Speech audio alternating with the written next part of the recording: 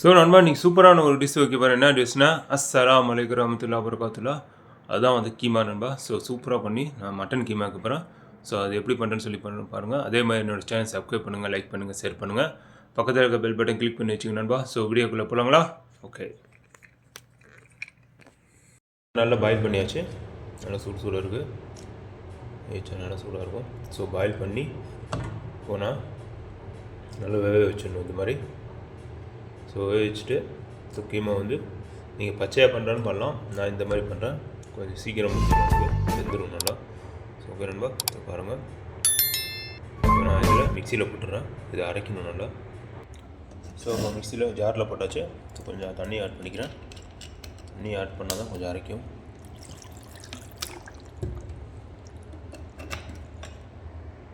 So இதோட ஒரு அரை வெங்காயம் போட்டுருவேன். இது வந்து வேலை போடுறதுக்கு. ஸோ இதே மிக்சியில் போட்டு அடிச்சிடலாம். ஸோ அப்போ தான் நல்லாயிருக்கும். அப்படியே நான் பூண்டு பேஸ்ட்டெல்லாம் போடுவேன். அது ஏற்கனவே பேஸ்ட் பண்ணி போட்டிருக்கேன். ஸோ அது போட்டுருவேன். ஸோ இன்னும் போடல. ஸோ இப்போ வெங்காயம் மட்டும் போட்டுக்கிறேன். போட்டு அடிச்சிடலாம். ஸோ அந்த மாதிரி அடிச்சுக்குங்க. இந்த மாதிரி அடிச்சாச்சு. ஸோ குறை லைட்டாக அடிச்சுங்க, ரொம்ப அடிக்க வேண்டாம். தண்ணி லைட்டாக ஊற்றணும், நல்லாயிருக்கும்.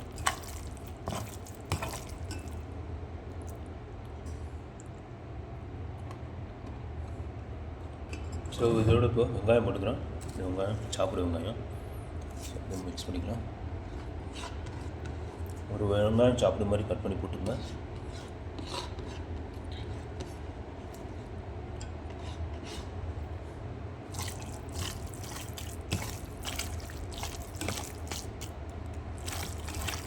நல்லா மிக்ஸ் பண்ணிக்கலாம். இப்போ மசாலாலாம் ஆட் பண்ணுவேன், அதுவும் ஆட் பண்ணிக்கலாம்.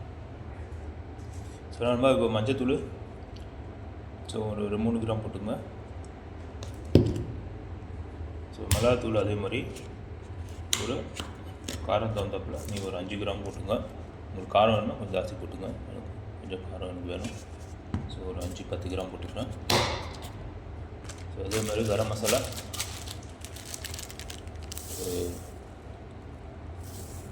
ஒரு 3 கிராம் போட்டுங்க, ரொம்ப தேவையில்லை.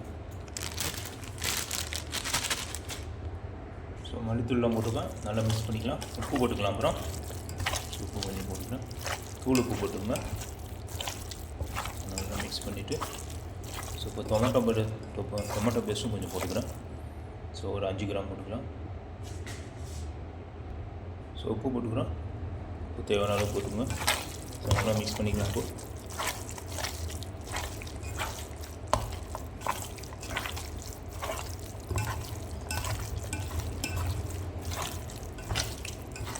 க்ளவுஸு போட்டுக்கிட்டா ரொம்ப நல்லது கையில். ஏன்னா க்ளவுஸோடு நீங்கள் வெறும் கையில் அப்படின்னா டேஸ்ட்டு நல்லாயிருக்கும். ஆனால் கொஞ்சம் சீக்கிரம் கெட்டு போயிடும் க்ளவுஸ் போடாமல் நீங்கள் பண்ணிங்கன்னா. ஸோ க்ளவுஸ் போடாமல் பண்ணிங்கன்னா சீக்கிரம் கெட்டு போயிடும். க்ளவுஸ் போட்டிங்கன்னா சீக்கிரம் கெட்டு போகாது. ஸோ நம்ம மிக்ஸ் பண்ணிக்கலாம். ஸோ டொமேட்டோ பேஸ்ட்டும் போட்டுங்க. ஸோ ஒரு 5 கிராம் போட்டுங்க.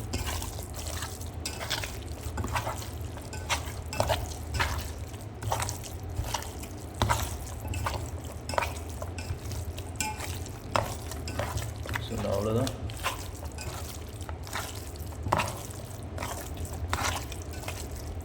செஞ்சிடும் தான் ஃப்ரை பேனில் வச்சு செஞ்சிடும். ஸோ ஒரு 10 நிமிஷம் கொஞ்சம் ஊறட்டும், நல்லாயிருக்கும். ஏற்றியாச்சு. நல்லா சூடாக இருக்குது. ஸோ இப்போ ஆயில் ஊற்றிடலாம்.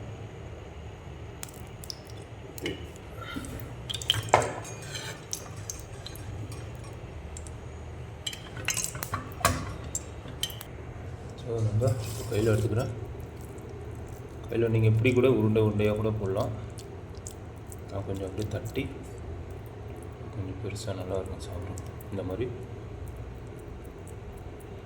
ஸோ நீங்கள் ரவுண்ட் ஷேப்பில் கூட பண்ணிக்கலாம்.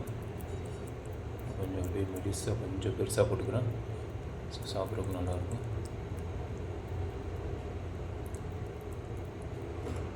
போட்டுக்கலாம். சூடாக வச்சு ஆயில்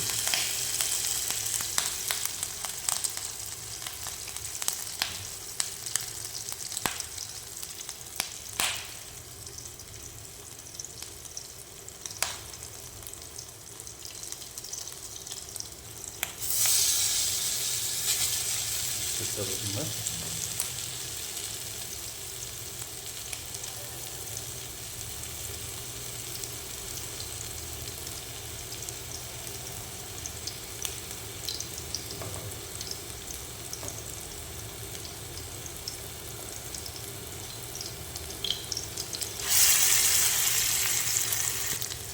நல்லா இதாக ஃப்ரை ஆகிட்டுருக்கு.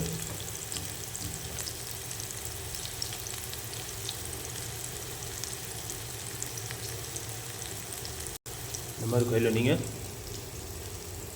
இப்படி கூட போட்டுக்கலாம்.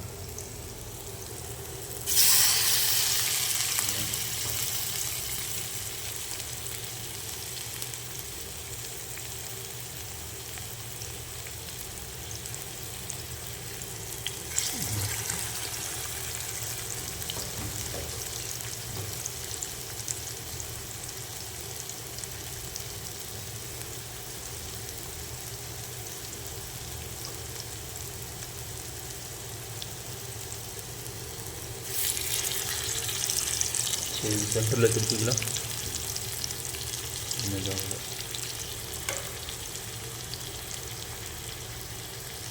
இதே மாதிரி ஃப்ரை பண்ணி நான் காமிக்கிறேன்.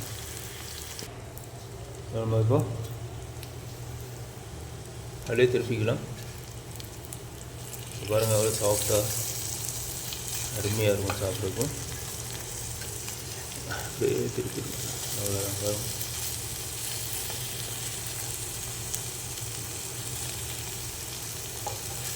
உடையாமல் அப்படியே அழகாக திருப்பிடுங்க.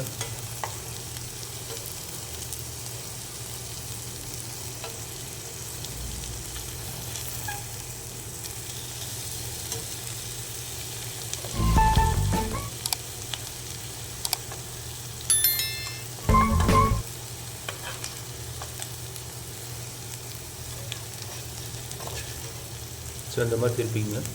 ஸோ அவ்வளோதான், சூப்பராக ரெடி ஆகிடுச்சு. இன்னும் நான் சாப்பிட்டு பார்த்தா உங்களுக்கு டேஸ்ட் வரும் எப்படி இருக்குன்னு.